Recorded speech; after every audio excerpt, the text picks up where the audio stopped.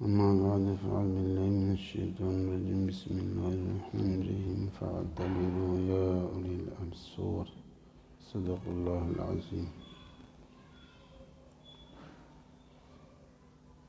ایک تو سرسری نظر ڈالنا ہے اور ایک عبرت کی نظر ڈالنا ہے۔ جب آدمی گہری غور و فکر کرتا ہے تو پھر سبق لیتا ہے۔ حضرت علی رضی اللہ تعالیٰ عنہ فرماتے ہیں عبرت میں عبرت موت کافی ہے۔ کتنی موتوں کو دیکھتے ہیں، مردوں کو دیکھتے ہیں، نماز جنازہ پڑھتے ہیں، اپنے ہاتھوں سے دفن کرتے ہیں، مگر وہی بس سرسری طور پر گہری غور فکر نہیں ہے کہ بھئی دنیا کا یہ انجام ہے، جو آیا ہے اس کو جانا ہے، مجھے بھی ایک دن جانا ہے۔ اس لیے وہ عبرت حاصل نہیں ہوتی ہیں، سرسری نظر ڈالتے ہیں، غور و فکر نہیں کرتے ہیں، اس کو ذہنوں میں گھماتے نہیں ہیں، وہ سوچتے نہیں۔ حضرت ابن عباس رضی اللہ تعالیٰ عنہ فرماتے ہیں کہ قسامہ سب سے پہلے بنو ہاشم میں ہوئی۔ قسامہ اور قسم ایک ہی چیز ہے۔ آج ہم قسمیں کھاتے رہتے ہیں اور سوچتے نہیں ہیں، غور نہیں کرتے ہیں، اور بے احتیاطی کی بنا پر ہی مصائب آتے رہتے ہیں۔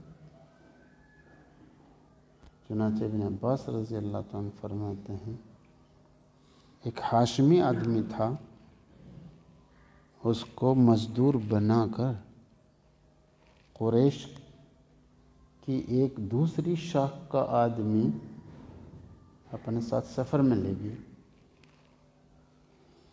اس کو کچھ رسیاں دی اونٹ باندھنے کے لیے، بخاری شریف میں ہے۔ راستے میں جو سفر ہو رہا تھا تو ایک ساتھی نے کہا بھائی میرے بورے کا منہ کھل گیا، گلے کا خطرہ ہو گیا، مجھے ایک رسی دے دے۔ اس مزدور نے، ہاشمی مزدور نے رحم کھا کے اس کو ایک رسی دے دی۔ اس نے اپنا بورا باندھ لیا، اس کا گلہ بچ گیا۔ اب آگے چل کے جہاں پڑاؤ ڈالنا تھا تو وہاں سارے اونٹ بند گئے، ایک اونٹ کھلا رہ گیا۔ مالک نے پوچھا اس قریشی نے بھائی یہ اونٹ کیوں کھلا رہ گیا؟ اس نے پوری بات بتا دی مزدور نے، ہاشمی مزدور نے، بھائی ایسا ایسا قصہ پیش آ گیا، ایک رسی کی کمی لگ گئی، وہ میں ایک ساتھی کو دی۔ تو اس کو یہ بات برداشت نہیں ہو سکی، ایسا لٹھ مارا اس کا بیچارے مزدور کے کہ وہ مرنے کے قریب ہو گیا۔ آج بھی ہوتا ہے مزدوروں کو گالیاں دینا، مارنا، پیٹنا، پتہ نہیں کیا کیا کرتے ہیں۔ اس کو ایک یمنی آدمی نظر پڑ گیا جس مزدور کو مارا تھا، اس نے سوچا شاید میری جان بچنی مشکل ہے، تو اس یمنی آدمی سے کہا کہ بھئی تو حج پہ جائے گا کہ اس سال تو مشکل ہے، ہو سکتا ہے اگلے سال چلا جائے۔ اس نے کہا تو وہاں جا کر آواز لگانا، پہلے قریش کو آواز لگانا، پھر خواجہ ابو طالب کو آواز لگانا، اور ابو طالب کو یہ بات پہنچا دینا کہ تمہارا ایک آدمی جو ہے وہ جو گیا تھا مزدور بن کر، اس کو ایک رسی کی بنا پر لٹھ مار کے مار دیا، اس کا تو انتقال ہو گیا۔ یہ وصیت کر کے جب یہ واپس گیا مالک سے پوچھا خواجہ ابو طالب نے کہ بھائی وہ ہمارا آدمی لے گیا تھا مزدور بنا کے، اس کا کیا ہوا؟ جی وہ بیمار پڑ گیا، جی میں تو بہت بیمارداری کری، بڑی خدمت کری مگر بچ نہیں سکا۔ اچھا بھائی تیرے سے امید تو ایسی ہے کہ تم نے خدمت کی، مر گیا بس کیا کر۔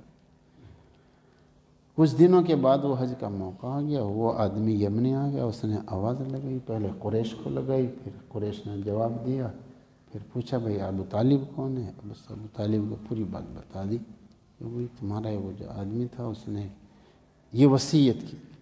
اب پوری بات کا پتہ چلے گا کہ بھئی تو مارا گیا ہے مرن۔ اب نے اس کو پکڑا، بھئی بات کھل گئی ہے، یا تو دے دو دیت 100 اونٹ، اور اگر اونٹ نہیں دیتے ہو تو پھر قسامہ یعنی 50 آدمی ایسے دو جو قسم کھاویں، اور نہیں تو ہم تمہیں قتل کریں۔ تو وہ قسمیں پہ تیار ہوگی، جس طرح آج کل ذرا سی دیر میں آدمی قسم پر حلف پر تیار ہو جاتا ہے، جی نہ میں نے نہیں مارا ہے، وہی 50 آدمی دو ان سے قسم کھلائی جائے گی۔ ایک میدان طے ہو گیا، اس میدان میں قسمیں کھائی جائیں گی۔ ایک عورت آئی ان 50 میں سے، جی میرے بچوں کو معاف کر دو، ہم قسم نہیں کھا سکتے، نہ میں جا سکتی ہوں نہ میرے بچے جا سکتے ہیں، ہم تو معافی چاہیں جی، ہم قسم نہیں کھانے کی۔ ایک آدمی اور آیا، اس نے اگر کہا جی 50 قسم جو ہیں 100 اونٹ کا بدلہ ہے، ایک قسم کے بدل میں 2 اونٹ آئے ہیں، جی میرے 2 اونٹ لے لو، اگر مجھ سے قسم نہ کھلاؤ۔ اب رہ گئے 48، 50 میں سے اب رہ گئے 48 نے قسمیں کھا لی۔ ابن عباس رضی اللہ عنہ فرماتے ہیں سال بھر نہیں گزرا تھا سارے مر گئے، 48 کے 48 سب پہ موت آ رہی۔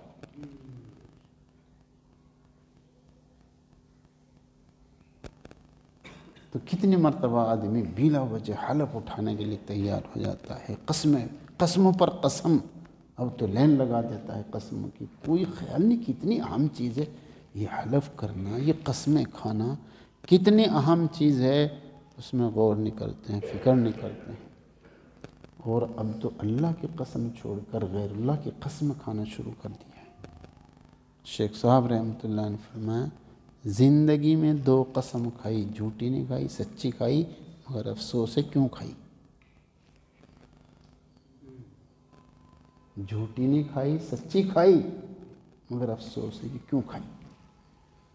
یہ جانتے ہیں محبت والے آج بھی کہتے ہیں میرا بیٹا میری قسم بھی نہیں کھاتا، میرا بیٹا مجھ سے اتنی محبت کرتا ہے میری قسم بھی نہیں کھاتا ہے۔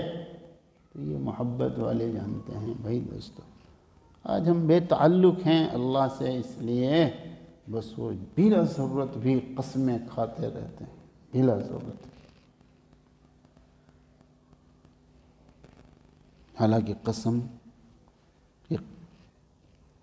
ایسی ہے اس کا کفارہ ہوتا ہے، یہی پتہ نہیں ہماری قسم ہے، اس پہ قسم کھائی تو اس پہ کفارہ بھی دینا پڑتا ہے قسم ٹوٹنے پر، بس اپنا قسمیں کھائے جا رہے ہیں اور خود جو ہے وہ مصیبتوں کو مول لیتے رہتے ہیں۔